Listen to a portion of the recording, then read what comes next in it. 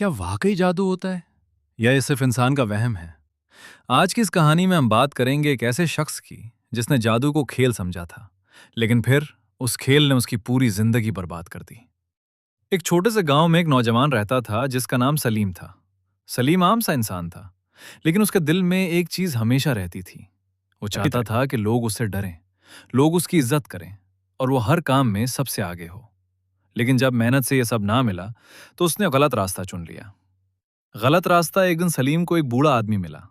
لوگ کہتے تھے وہ جادو ٹونا جانتا ہے۔ سلیم نے اس سے پوچھا، کیا واقعی کوئی ایسا طریقہ ہے جس سے میں لوگوں کے دلوں پر قابو پا سکوں؟ بوڑھے میں ایک عجیب سی مسکراہٹ کے ساتھ کہا، ہاں، لیکن اس کی قیمت بہت بڑی ہے۔ سلیم نے بغیر سوچے سمجھا ہاں کر دی۔ اندھیرا شروع ہوتا ہے۔ اس دن کے بعد سلیم کی زندگی بدلنے لگی۔ لوگ اسے ڈرنے لگے۔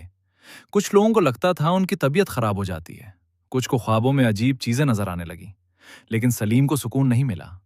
اس کے گھر میں عجیب آوازیں آنے لگیں، رات کو نیند ختم ہو گئی اور اس کا دل ہر وقت خوف میں رہنے لگا۔ لوگ کہتے ہیں جادو صرف کہانی ہے، لیکن کچھ کہانیاں ایسی ہوتی ہیں جو انسان کو اندر سے ہلا دیتی ہیں۔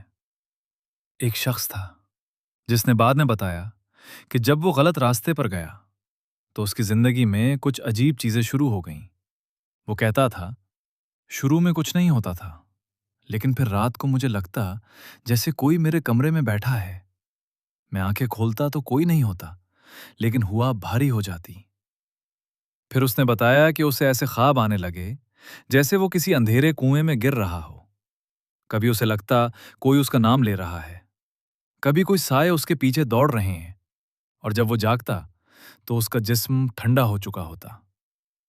آہستہ آہستہ اس کی حالت خراب ہونے لگی۔ اسے ہر وقت لگتا کوئی اسے دیکھ رہا ہے۔ وہ اکیلا بیٹھ نہیں سکتا تھا، اور سب سے خوفناک بات یہ تھی کہ وہ خود کہتا تھا، مجھے سمجھ ہی نہیں آ رہی تھی یہ میرے ساتھ ہو کیا رہا ہے۔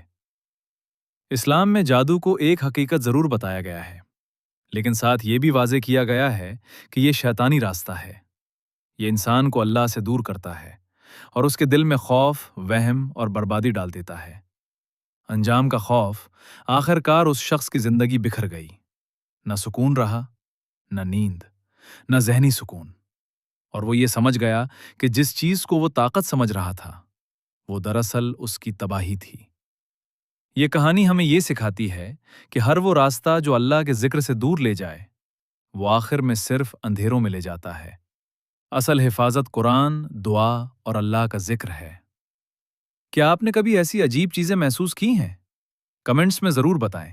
اسلام ہمیں واضح طور پر بتاتا ہے کہ جادو ایک حقیقت ہے، لیکن یہ گناہ اور شیطانی عمل ہے۔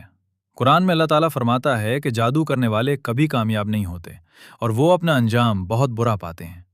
انجام کچھ ہی مہینوں بعد سلیم کی زندگی ٹوٹنے لگی۔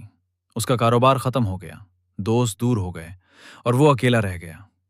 اب وہ ہر رات روتا تھا اور کہتا تھا، میں نے عزت چاہی تھی لیکن میں نے اپنی روح کھو دی۔ توبہ کا لمحہ۔ ایک دن سلیم ایک بزرگ کے پاس گیا اور روتے ہوئے کہا، مجھے بچا لے، میں بہت بڑی غلطی کر بیٹھا ہوں۔ بزرگ نے کہا، اللہ کی رحمت ہمیشہ وسیع ہے، لیکن جادو شیطان کا راستہ ہے اور اس سے صرف تباہی ملتی ہے۔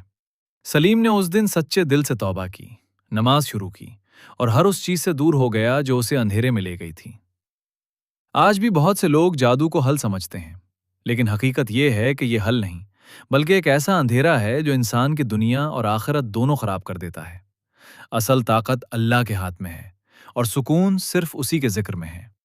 اگر آپ بھی اپنی زندگی میں پریشان ہیں تو جادو یا غلط راستوں کے بجائے اللہ کی طرف رجوع کریں، کیونکہ اندھیروں سے نکلنے کا واحد راستہ روشنی ہے۔